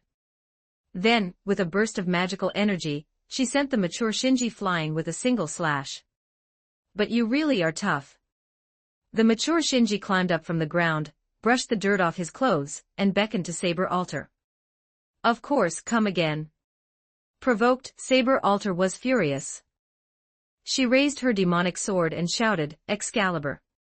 The violent light cannon was easily blocked by the light membrane emitted from the mature Shinji's body. Your noble phantasm is useless.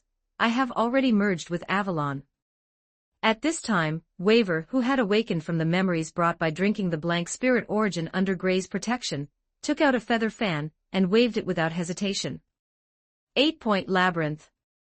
8 massive stone pillars fell from the sky, trapping Saber Alter within. Then, the carvings of soldiers on the stone pillars detached, turning into stone soldiers that began to besiege Saber Alter. Yes, master. Gray turned the scythe-shaped sealed mystic code, add back into a small box. Then, holding the sealed mystic code, add, Gray began to chant. Deprave. As Gray finished her chant, the sealed mystic code, add also spoke. Simulated personality stopped. Magical energy collection rate exceeds the specified value. Starting release of the second stage restrictions, 13 restraints unleashed. The round table meeting begins. This is a battle for survival. Approved, K. This is a battle against one stronger than oneself. Approved, Bedivere. This is a battle that does not go against humanity. Approved, Gaheris. This is a battle in pursuit of truth. Approved, Agravain. This is a battle not against elementals. Approved, Lancelot. This is a battle for honor. Approved, Gawain. This is a battle to save others. Approved, Galahad. As the voices of the Knights of the Round Table rang out, the sealed mystic code, Ad began to transform into the Holy Spear, while saying, starting release of the third stage restrictions. Gray looked at the Holy Spear in her hand, then leveled it, pointing the tip of the spear at Saber Alter, who was trapped in the 8-point labyrinth. Holy Spear, anchor down. Rongaminiad. The roaring light gathered into a pillar of light that could crush even the stars, rushing toward Saber Alter. Who do you think I am? Excalibur. With Saber Alter's roar, the massive black light pillar and the golden light pillar clashed within the 8-point labyrinth. In just a short while, the 8-point labyrinth was destroyed by the shockwaves formed by this impact.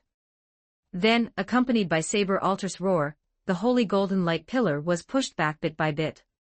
Seeing things going south, the mature Shinji quickly activated Avalon. Withstanding the shockwaves of the clash, he began to advance toward Saber Alter. At this moment, Saber Alter, who was fully concentrated on the deadlock with Gray's Holy Spear, felt as if she had returned to the night of the final battle with the Lion King. Back then, her own light cannon had been pushed back to her face bit by the Lion King's light cannon, just like today in reverse. If it hadn't been for the Lion King's lack of magical energy at the critical moment, making her unable to maintain the noble phantasm's release, perhaps Saber Alter would have already returned to the throne of heroes. The mature Shinji reached Saber Alter's side.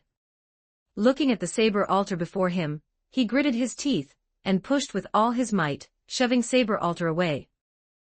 At the very moment Saber Alter was pushed away, the two light cannons crossed. Saber Alter's light cannon shot toward the horizon, while Gray's light cannon, after losing its opposing target, roared and swallowed the mature Shinji. After the light and smoke dissipated, Waver's pupils constricted. Seeing Saber Alter slowly emerging from the smoke holding the mature Shinji, he felt a bad premonition. This is really bad. Suddenly, a red figure appeared beside Waver. It is bad. So Shinji actually has this side to him. I'll rescue Shinji in a moment. Once you get him, run away immediately. I can't hold her off for long. Waver nodded solemnly to Archer, then stood in place silently with Gray. Seeing Waver nod, Archer materialized his twin swords and crouched down, launching a charge toward Saber Alter. Hope you enjoy this fanfiction. If you do, and would like to read the next 30 chapters in advance, please do check out my Patreon. com/TLScarlet. Also don't forget to give me a power stone, if you do like this fiction. Your support really motivates me to continue doing my best in translating, thanks. Chapter 109. Chapter 109.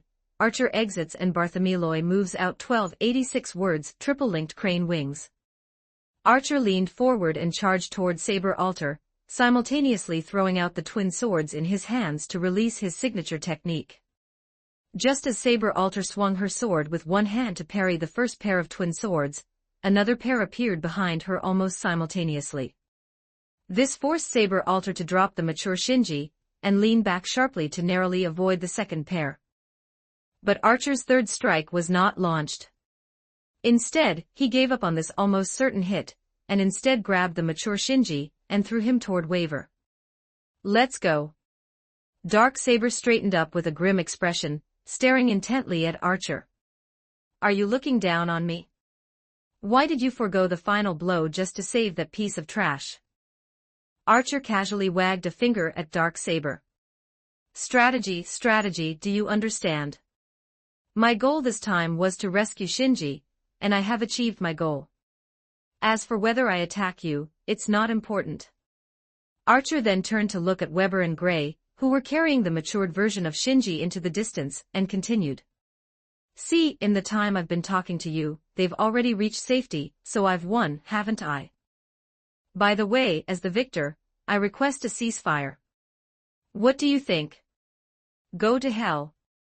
The magical energy on Dark Saber's sword surged. Holding the sword with both hands, she delivered a powerful horizontal sweep toward Archer's waist. Archer, who had been wary of Dark Saber, performed several nimble backward leaps, opening up distance while evading the strike. Next, Archer materialized his bow and arrows, continuously shooting at Dark Saber while dodging, attempting to kite her. Dark Saber shattered a counterfeit Noble Phantasm with a single punch, then unleashed a Noble Phantasm strike toward Archer, who was dodging everywhere like a flea. Archer watched the light cannon surging toward him, and smiled slightly. He then leaned back, falling into the large pit previously blasted out by Rin's Noble Phantasm, grazing past the light beam to avoid the hit. Archer stood up and brushed the dust off himself. Looking at the light beam passing not far above his head, he complained helplessly. It's always me doing all the dirty and tiring work. Oh well, returning is fine too, this world line is just too chaotic. Then, Archer's expression turned serious as he began to chant. Chant omitted. Dark Saber, pursuing Archer into the pit, looked up at the suddenly appearing crimson sky filled with giant gears, and a ground covered in sword-type Noble Phantasms, and grinned. Are you finally going to face me, you flea? Archer stood atop the hill of swords and shrugged at Dark Saber. With a wave of his hand, countless sword Noble Phantasms manifested in the air, swarming toward Dark Saber at his beckoning. Magical energy exploded from Dark Saber's body, much like a Super Saiyan transformation. A wave of air and dense magical energy surrounded her, forming a shield, allowing her to charge toward Archer right through the rain of Noble Phantasms. Archer watched Dark Saber rushing toward him and instinctively raised his sword, but then he shook his head helplessly, sighed tiredly, and lowered his weapon again. Forget it, I'm already very tired. It's time for me to exit the stage. I just didn't expect Kiritsugu to become a servant as well. What a strange world line. Archer looked down at the Noble Phantasm piercing through his chest. Then, with a smile of liberation, he looked at Dark Saber, who was almost pressed against him, before turning into a mass of spiritons and dissipating between heaven and earth. With Archer's exit, the reality marble also collapsed. Dark Saber looked uninterestedly at the disappearing Archer. Seeking a stronger opponent, she turned and walked toward the battlefield of the 666 Beast. On the other side, Lorelei, leading the choir and the elites of the Department of Magecraft Administration, looked at the church's group not far away. She took the initiative to leave her group and walk toward the church's people. Are you just hiding here to watch the show? That fellow over there is an enemy of your lord. Aren't you going to eliminate it? Narbalek gave a gentle smile to Lorelei, who was mocking them, and then reached out a hand toward her. Long time no see, Lorelei. I remember when I first saw you, you were only this tall. As he spoke, Narbalek crouched down halfway and gestured at the level of his knee. Lorelei's face darkened as she looked at Narbalek. She gave a cold snort, tossed her ponytail, and turned back to her own group. Seal watched the departing Lorelei and asked Narbalek respectfully. Are we really not going to deal with that monster? And what about the Tohsaka family's request? Are we going to ignore that too? There's no need. This whole mess was caused by those heretics in the first place. We don't need to risk our own people's lives to clean up after them. Besides, didn't I send Mailyen? Dealing with enemies of that size is exactly his specialty. Yes, I understand. Lorelei soon led her team close to the battlefield where Rin was fighting the 666 beast. Watching Rin engaged in combat with the 666 beast in the sky, Lorelei clenched her fists with some frustration. Have you grown this strong in just a few months? Then, Lorelei found a high point on the ruins of a residential building, and stood there to begin her pre-battle mobilization. Personnel of the Department of Magecraft Administration, hear my orders. Scatter around the battlefield and take responsibility for using reinforcement and weakening magecraft. The choir, follow me, we will prepare great magecraft. Be careful when fighting such a monster. Of course, I'll say it again, even if you run away, I won't blame you, but from now on, you will no longer be a member of the Bartholomew faction. Now begin the operation. For Bartholomew. At this moment, Rin, who was in the middle of a fierce battle with the 666 beast in the sky, suddenly felt her chest start to burn. Rin easily dodged the 666 beast's breath, then pulled out a jewel earring from her chest and hung it on her earlobe. Tuko, what is it? I'm very busy here, make it short. Lead the 666 beast toward the seaside. Alice will be able to come ashore soon. After hanging up the communication, Rin made several gestures to Gilgamesh in the distance, and together with Gilgamesh, she began to lower the altitude of the battlefield. Unlike the previous fierce battle at an altitude of several thousand meters, as the battlefield's height dropped, the terrifying state of the battle between Rin and the 666 beast was finally revealed to the living beings in Fuyuki City. Every collision created a massive storm that could uproot large trees. Any stray attack had a minimum power equivalent to a missile. The more powerful attacks either formed a meteor crater or a chasm cutting through the city. As the battlefield began to shift toward the seaside, the tsunami generated by the massive bridge giant walking in the sea followed suit. Fuyuki City, this disaster-prone city, seemed to welcome every natural disaster today. By now, Fuyuki City had become unrecognizable under this repeated devastation. Hope you enjoy this fanfiction. If you do, and would like to read the next 30 chapters in advance, please do check out my Patreon. com/TLScarlet. Also don't forget to give me a power stone, if you do like this fiction. Your support really motivates me to continue doing my best in translating, thanks. Chapter 110, Chapter 110, Bridge Giant vs 666 Beast. 1418 words. Rin and Gilgamesh began to lower the battlefield's altitude, which had now dropped to about 1,000 meters above the ground. The 666 beast, approaching the seaside, also discovered the bridge giant below the clouds, standing in the sea with only a third of its body exposed. Perhaps out of curiosity, the 666 beast actually abandoned Rin and Gilgamesh and lunged toward the bridge giant. On the coastal embankment, Alice and Tuko saw this through the gaps in the massive tsunami, and then the two of them smiled at each other. As the 666 beast lunged at the bridge giant in the sea, the bridge giant suddenly grew taller under Alice's control. Its massive head broke through the clouds in just a few seconds. This was exactly Alice and Tuko's arrangement. Just now, under Alice's control, the bridge giant had been crouching in the ocean. Now that it stood up, the bridge giant's height alone exceeded 3,000 meters.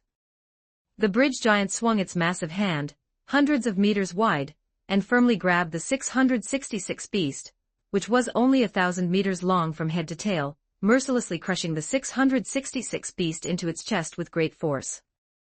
The 666 beast struggled and roared in the bridge giant's embrace, its 7 heads beginning to breathe out indiscriminately. Although the fourth form of the bridge giant's history could be traced back over 1,000 years, it was still too low for the 666 beast. As the 666 beast's breath swept over the bridge giant, the crushing damage brought by higher mystery began to manifest, causing the areas of the bridge giant hit by the breath to start cracking. Facing this situation, Tuko on the embankment smiled elegantly and turned to wave at Ayoko, who was currently resisting the waves. Ayoko, standing on the beach helping Alice and Tuko resist the waves, raised her left hand in an OK gesture. She then handed over the task of resisting the waves to Sakura and Fujino, who were waiting behind her, and began to chant loudly where she stood. Accompanied by Ayoko's chanting, a massive magic circle spanning several kilometers in diameter appeared above the head of the bridge giant. Subsequently, countless droplets of azure light rain fell toward the bridge giant, and the golden bridge giant turned azure under the empowerment of the azure rain. The mystery of the bridge giant, empowered by Ayoko's fifth magic, was finally able to rival the 666 beast. It was as if the bridge giant had activated magic immunity, significantly reducing the damage dealt to it by the 666 beast. The bridge giant throttled the third head of the 666 beast, roaring as it pinned the beast directly into the sea. Its other hand, spewing steam without hesitation, continuously pounded the 666 beast submerged in the water. Accompanied by the bridge giant's bombardment, towering waves began to surge toward the urban area of Fuyuki City. At this moment, Rin was standing beside Gilgamesh in the sky. Looking down at the bridge giant, which was pinning and pummeling the 666 beast like it was discipline a child, she spoke with concern. Right now, the bridge giant is only bullying the 666 beast based on its size. Once Ayoko's magical energy is exhausted, the bridge giant will quickly be destroyed by 666. Gil, we must find a way to deal with this thing within that time. Gil tapped the armrest of his throne. Then, a flash of brilliance passed through his eyes as he spoke to Rin with a hint of confusion. I used clairvoyance to look into the future, but the interference was great. I only saw 3 scenes. The first scene was a strange angel fighting it, the second was an orange-haired girl brandishing a sword and severing its head, and the third was Solomon holding the Holy Grail, followed by a massive explosion. Hearing Gilgamesh's words, Rin thought in confusion, the angel is easy to understand, it must be me using my reality marble. But an orange-haired girl in the second scene. Could it be Tuko? And the Holy Grail in the third scene should have been destroyed. How could Solomon have a Holy Grail? The more Rin thought, the stranger it seemed, so she simply stopped thinking about it. Rin sat on the Vimana, a gate of light opening behind her as she began to continuously extract starlight. At this time, Karen, having completed Rin's instructions, returned to the Tohsaka annex out of breath with Martha. They happened to meet Ilya, Weber and their group, who had just returned to the annex. Then Da Vinci, who had been hiding in the laboratory for a long time, walked out and welcomed everyone into the annex. Da Vinci brought out a tray filled with potion bottles, placed it before everyone, and said, I know you have many questions, but for now, be good and drink these potions to recover your magical energy. In an environment where the ley lines are completely destroyed, you masters won't be able to hold out much longer, right? This is for restoring magical energy. Da Vinci nodded with satisfaction as she watched everyone obediently drink the potions. She then led them into a hidden laboratory, casually activating a device as she did so. Just wait patiently, Rin will explain everything when she gets back. Oh, and don't touch anything. I just activated the laboratory's defense system. But you can rest assured, this laboratory is protected by a top-tier temple set up by Rin. It would remain unscathed even by a direct nuclear strike. Plus, it's powered by third magic soul fragments. Theoretically, this place is now the safest spot in the world. Lorelei, who was presiding over the great magecraft ritual, nervously asked the intelligence personnel, who had returned to report the battle situation. How is it going? The witch's familiar has temporarily contained the 666 beast, but the strategists believe the witch cannot hold out for much longer. Understood. Continue scouting. The intelligence personnel crisply knelt on one knee to salute Lorelei. Then, the shadow behind him trembled strangely, and he disappeared from before Lorelei. Lorelei raised her hand and bit her thumbnail. Then, looking at the choir that was singing loudly, she leaped up onto the roof of a nearby house that was still relatively intact and gazed out at the distant sea. On the sea, the bridge giant had already changed from its initial azure to a pale azure.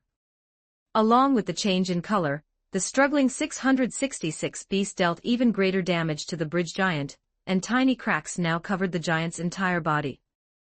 In the sky, Rin, who had already absorbed her fill of starlight, radiated a blended light from her entire body. From a distance, she appeared to have transformed into a star in the sky. Rin looked at the worsening situation on the sea, activated the earring on her ear, and said to Tuko, "It's about time. You all should retreat to the laboratory in the annex immediately. Leave the rest to me. Take care." Upon receiving Rin's notice, Tuko opened her briefcase without hesitation. As the briefcase opened, a pitch-black door appeared within it. Tuko then signaled for Alice to enter. Alice nodded, took one last look at the battle on the sea and Rin in the sky, then turned and walked into the briefcase. Subsequently, Ayoko, Sakura, and Fujino also received Tuko's request and entered the briefcase one after another. Tuko unhurriedly lit a cigarette, took a few deep puffs, and then set up a magic circle on the ground. After a flash of light, the briefcase disappeared. Then, Tuko withdrew her magical energy, and was subsequently swallowed by a towering wave. With the death of the Tuko at the seaside, Tuko slowly woke up in a room in the underground laboratory of the Tohsaka annex specifically used to house her spare bodies. After waking up, Tuko casually grabbed a white lab coat from the wall and draped it over herself, then walked over and tapped on the briefcase within the magic circle to one side. "Come on out, we're home." Hope you enjoy this fanfiction. If you do, and would like to read the next 30 chapters in advance, please do check out my Patreon.com/TLScarlet. Also don't forget to give me a power stone, if you do like this fiction. Your support really motivates me to continue doing my best in translating. Thanks. Don't forget to like and subscribe to Novels Wonderland.